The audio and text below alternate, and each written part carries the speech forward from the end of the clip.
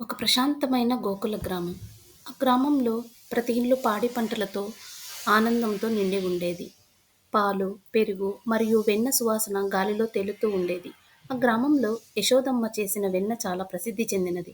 ఒకరోజు ఉదయం యశోదమ్మ పాలను మరిగించి మందమైన ఒక పెద్ద పాత్రలో వేసింది. కొంతసేపటికి తిరిగి చూసేసరికి ఆ పాత్ర ఖాళీగా ఉంది.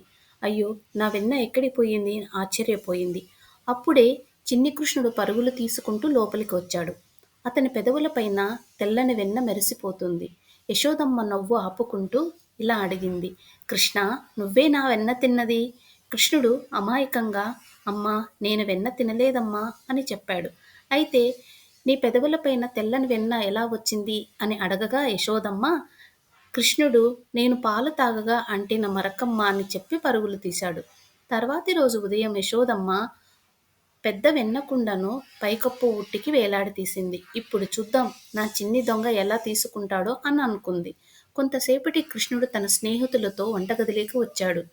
చూడండి, మా అమ్మ వెన్న కుండను పైకప్పు యందు వేలాడదీసింది. అయినా పర్వాలేదు, మనం ఈ వెన్న రుచి చూడవలసిందే అని భావించి పెద్ద కర్ర తీసుకొని తన స్నేహితుల సహాయంతో వెన్న కుండను పగలగొట్టి వెన్న రుచి చూశాడు. అదే సమయంలో యశోదమ్మ లోపలికి వచ్చి, ఆహా! నా వెన్న దొంగ నువ్వేనా అని నవ్వింది. కృష్ణుడు అమాయకంగా, అమ్మా! నేను వెన్న కుండ పగలగొట్టలేదమ్మా అని అన్నాడు. యశోదమ్మ నవ్వుతూ అతని ఒడిలోకి తీసుకొని ముద్దాడింది.